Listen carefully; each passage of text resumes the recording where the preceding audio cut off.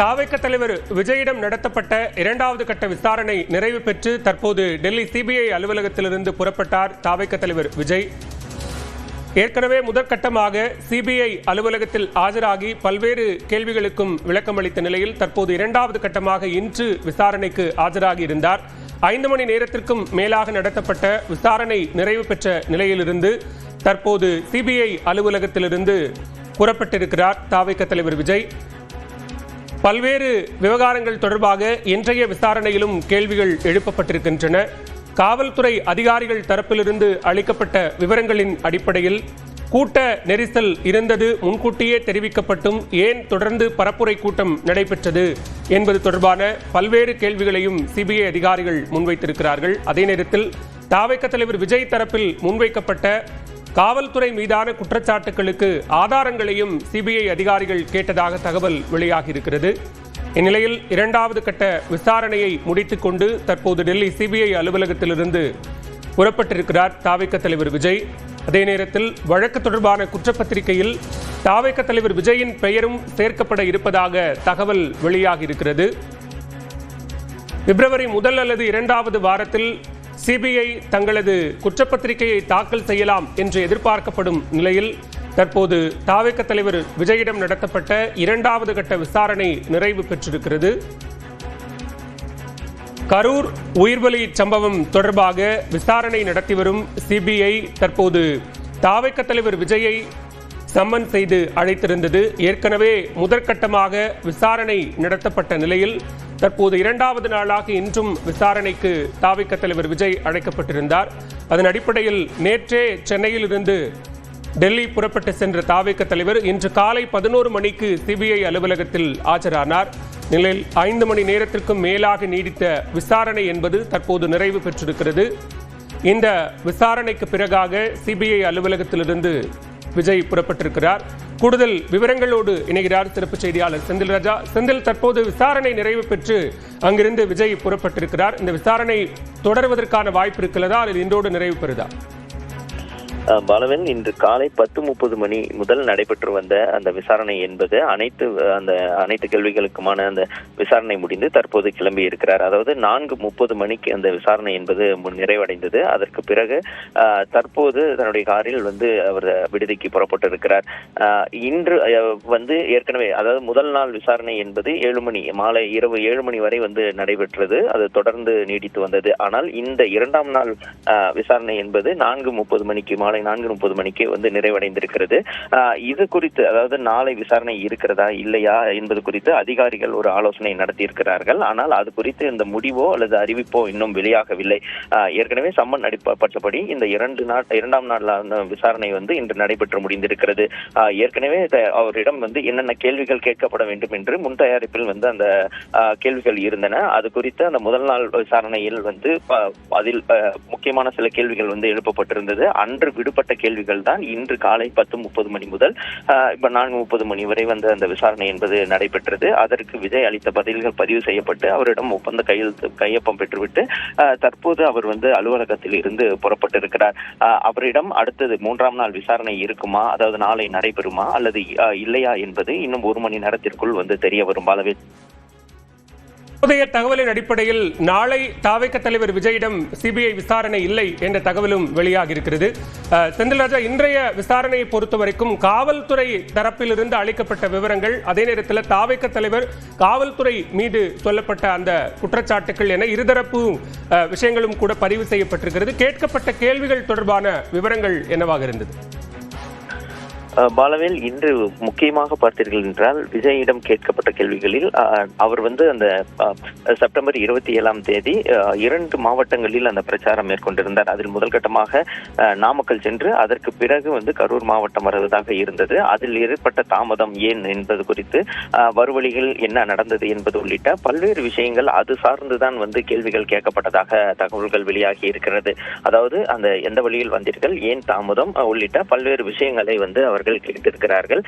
இதற்கு தன்னுடைய விசாரணை அந்த பதிலை அளித்திருக்கிறார். இன்று முழுவதும் அந்த கேள்விகள் சிபிஐ அதிகாரிகள் எழுப்பிய கேள்விகள் அனைத்திற்கும் பதில் அளித்துதான் இன்று புறப்பட்டிருக்கிறார். பாலவேல். கரூர் உயிர்பலி சம்பவம் தொடர்பாக சிபிஐ நடத்திய விசாரணையில் இரண்டாவது கட்டமாக இன்றைக்கு தாவேக தலைவர் விஜய் ஆஜராகியிருந்தார். இந்நிலையில் தற்போது விசாரணை நிறைவு பெற்று அவர் சிபிஐ அலுவலகத்திலிருந்து கிளம்பியிருக்கக்கூடிய நிலையில் நாளை இந்த விசாரணை தாவேக தலைவர் விஜயிடம் இல்லை என்ற தகவலும் வெளியாகியிருக்கிறது. ஏற்கனவே தாவேக நிர்வாகிகள் மற்றும் காவல்துறை தரப்பில் அளிக்கப்பட்ட விவரங்களை உறுதி செய்யக்கூடிய வகையிலான விசாரணையும், அதே நேரத்தில் காவல்துறை தரப்பிலிருந்து முன்வைக்கப்பட்ட விவரங்களை தற்போது பரிசோதிக்கும் வகையிலான கேள்விகளும் தாவேக தலைவர் விஜயிடம் இன்றைக்கு 5 மணி நேரத்திற்கும் மேலான விசாரணையில் முன்வைக்கப்பட்டிருந்தது. அதே நேரத்தில் தாவேக தலைவர் விஜயும் காவல்துறை அனுமதித்த வழி மற்றும் நேரத்தில்தான் தாங்கள் பயணித்ததாகவும் பல்வேறு விஷயங்களை கூறியிருந்தார். இந்த நிலையில் அது தொடர்பான ஆதாரங்களையும் விஜய் தரப்பிடம் சிபிஐ அதிகாரிகள் கேட்டிருக்கிறார்கள். இந்த நிலையில் தற்போது 2 கட்டங்களாக நடைபெற்ற இந்த விசாரணை என்பது இன்று நிறைவு பெற்றிருக்கிறது. நாளை இந்த விசாரணை தொடர வாய்ப்பில்லை என்ற தகவலும் வெளியாகி இருக்கிறது.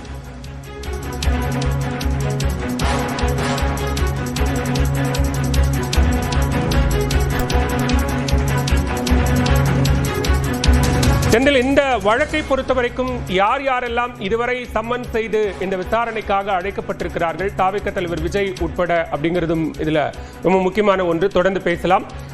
இந்த வழக்கை பொறுத்தவரைக்கும் சிபிஐ விசாரணை தொடங்கியதிலிருந்து கரூரில் முதற்கட்டமாக கரூர் தாவேக மாவட்ட செயலாளர் மதியழகன் உள்ளிட்ட பலரும் அங்கு சம்மன் செய்யப்பட்டு விசாரிக்கப்பட்டார்கள்.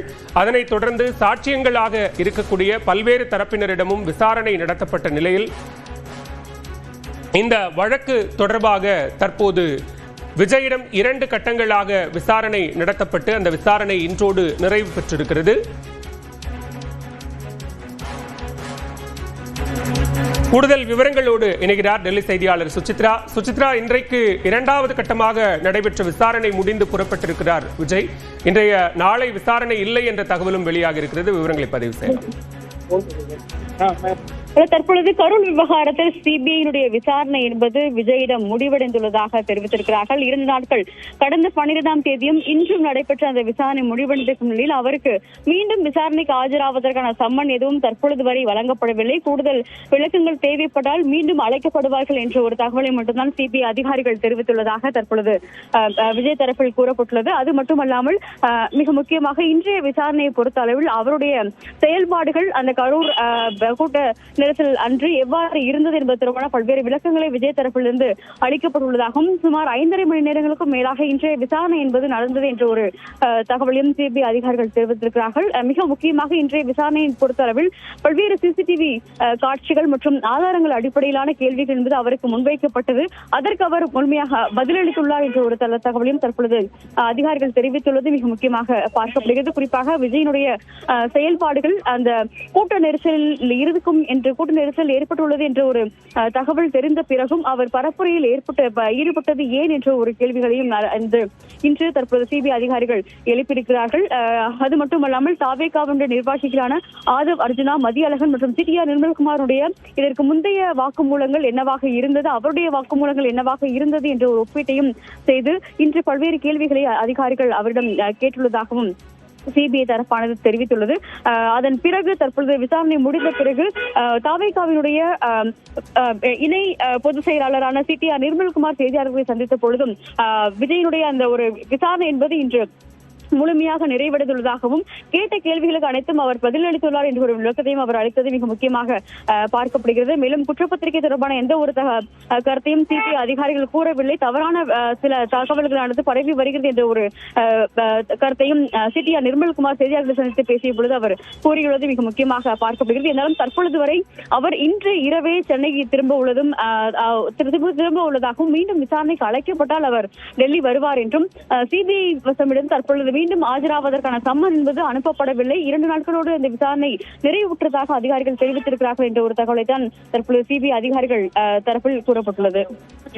சுசித்ரா, இந்த விவகாரத்தை பொறுத்தவரைக்கும் வேறு யார் யாரிடம் விசாரணை தொடர்வதற்கான வாய்ப்புகள் இருக்கு? ஏன்னா ஏற்கனவே காவல்துறை உயரதிகாரிகள் தரப்பிலிருந்து விளக்கத்தை சிபிஐ பெற்றிருக்கிறது. எனவே தாவேகாவில் வேறு சிலரோ அல்லது காவல்துறை தரப்பிலிருந்தோ வேறு யாரேனும் விசாரணை நடத்தப்பட வாய்ப்பு இருக்கா?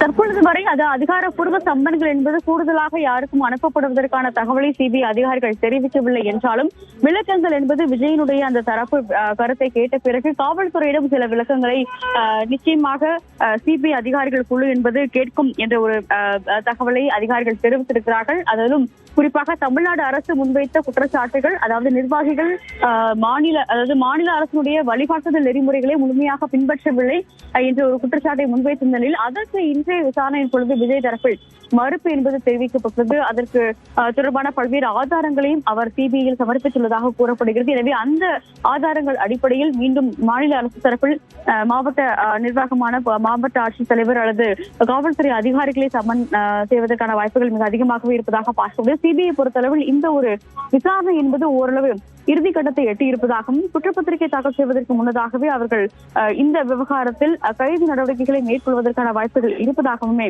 கூறப்படுகிறது. சுசித்ரா, இந்த 2 கட்ட விசாரணைகள் ஏற்கனவே ஒரு முறை தாவேக தலைவர் ஆஜராகியிருந்தார். இன்றைக்கு 2வது கட்டமாக ஆஜராகி விசாரணை முடிந்திருக்கிறது. இத்தொடர்பான விளக்கத்தை தாவேக தரப்பு ஏதேனும் கொடுப்பதற்கான வாய்ப்புகள் இருக்கா?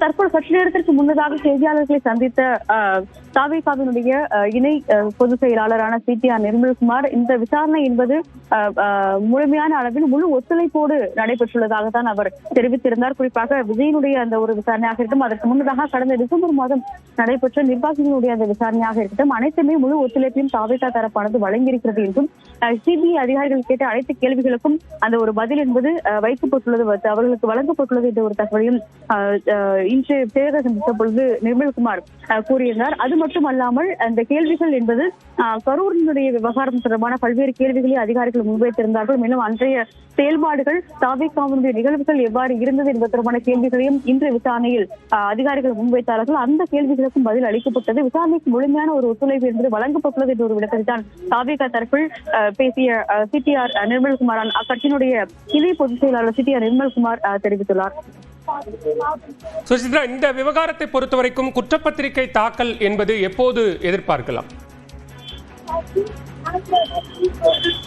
இந்த அதிகாரப்பூர்வமாக எந்த ஒரு குற்றப்பத்திரிகையினுடைய அறிவிப்புகள் தொடர்பாக சிபிஐ தற்பொழுது வரை தகவல் தெரிவிக்கப்படவில்லை என்றாலும் அதிகபட்சமாக பிப்ரவரி மாதத்தில் இதனுடைய முதற்கட்ட குற்றப்பத்திரிகை என்பது தாக்கல் செய்யப்படலாம் என்ற ஒரு தகவலானது வெளியாக இருக்கிறது. அதில் யார் யார் பெயர்கள் இடம்பெறப் போகிறது என்ற ஒரு கேள்வியும் எழுந்திருக்கிறது. குறிப்பாக தமிழக வெற்றி கழகத்தினுடைய தரப்பில் மட்டுமான ஒரு பெயர்கள் இருக்குமா அல்லது மாவட்ட நிர்வாகத்தினுடைய காவல்துறை அதிகாரிகளுடைய பெயர்களும் அதில் இடம்பெறுமா, மேலும் விஜயனுடைய பெயர் அதில் இடம்பெறுமா என்ற ஒரு கேள்வியும் தற்பொழுது எழுந்திருக்கிறது. இருந்தாலும் இந்த விசாரணையுடைய ஒரு இறுதி கட்டம் என்பது எட்டப்பட்ட பிறகுதான் குற்றப்பத்திரிகையினுடைய அந்த ஒரு செயல்பாடுகள் தொடங்கும் எனவும் முதற்கட்ட ஆய்வுகள் தற்பொழுது வழங்கப்பட்டுள்ள அந்த வாக்குமூலங்கள் மற்றும் கேட்கப்பட்டுள்ள விளக்கங்கள் அடிப்படையில் தற்போது தயார் செய்யப்பட்டு அதன் பிறகு அந்த குற்றப்பத்திரிகை தொடர்பான பல்வேறு முடிவுகளை எடுக்கப்படும் என்ற ஒரு தகவலையும் சிபிஐ அதிகாரிகள் தெரிவித்திருக்கிறார்கள்.